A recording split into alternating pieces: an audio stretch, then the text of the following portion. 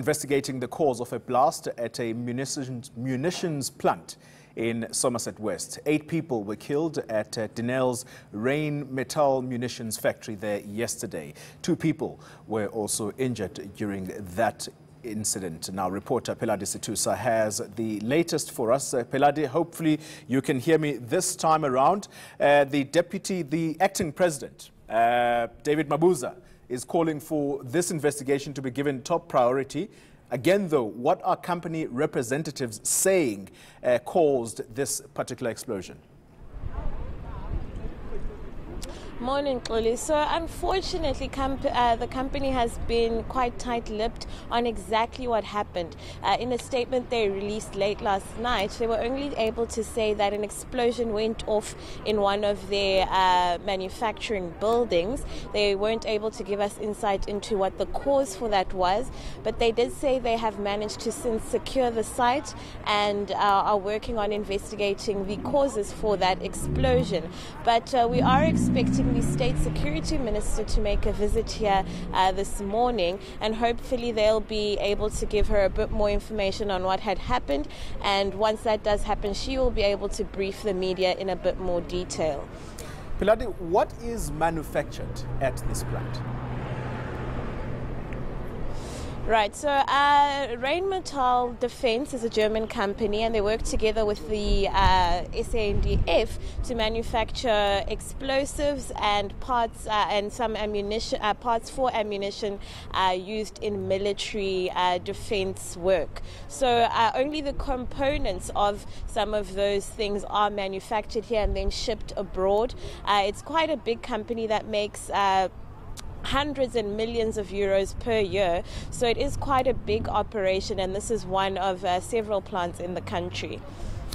I can imagine it goes without saying, Pheladi, that this has to be a very difficult time for the family members of the 8 workers who died. Have you been able to speak to any of the family members?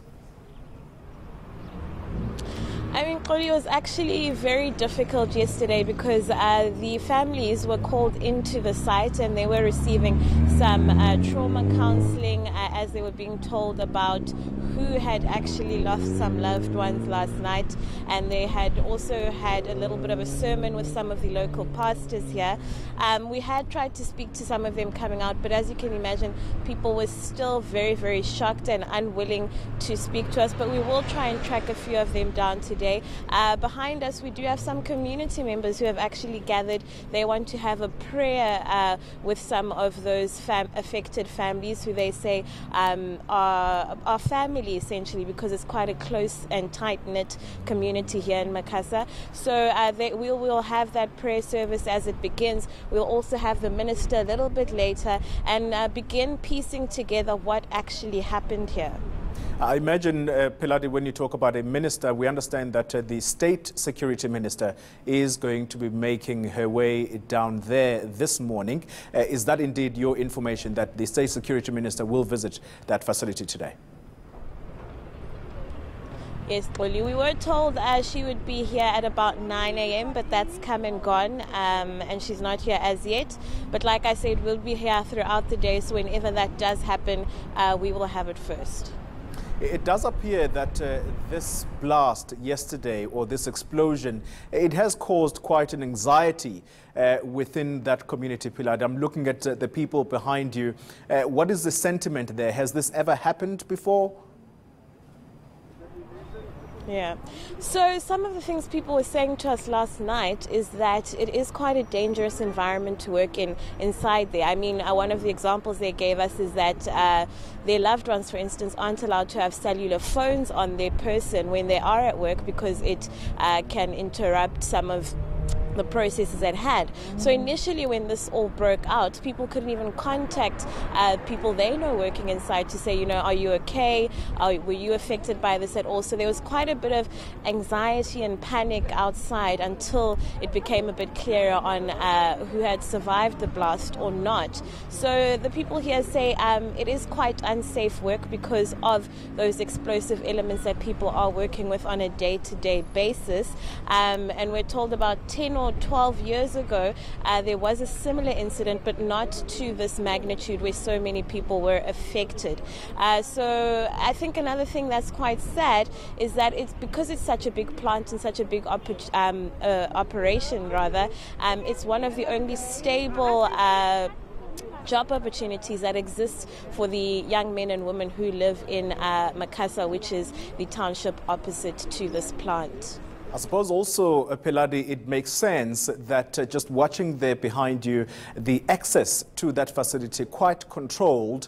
We understand that it is what is termed a I forget the term now, but it's a state.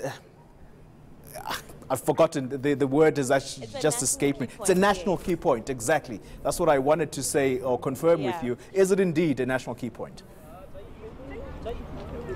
That we're told it's a national key point, and this is in the statement that the company had issued last night, and that's why they said they have to be the portal through which all communication about what happened happens through. And that's why, for instance, emergency services, disaster risk management, the Department of Health here weren't able to give us any more information, particularly around how many people had been affected, who they managed to get out, what the structural damage is.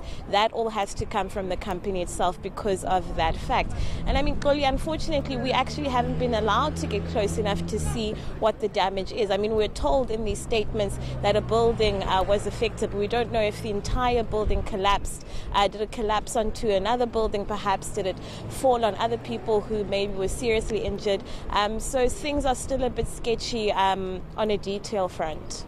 Live for us in Somerset West, Pheladi Sethusa giving us an update on the explosion that happened there. You heard her confirming that indeed that Denel factory is actually a national key point. And as we heard, the State Security Minister also touted to go down there today to visit that particular factory after the explosion last night.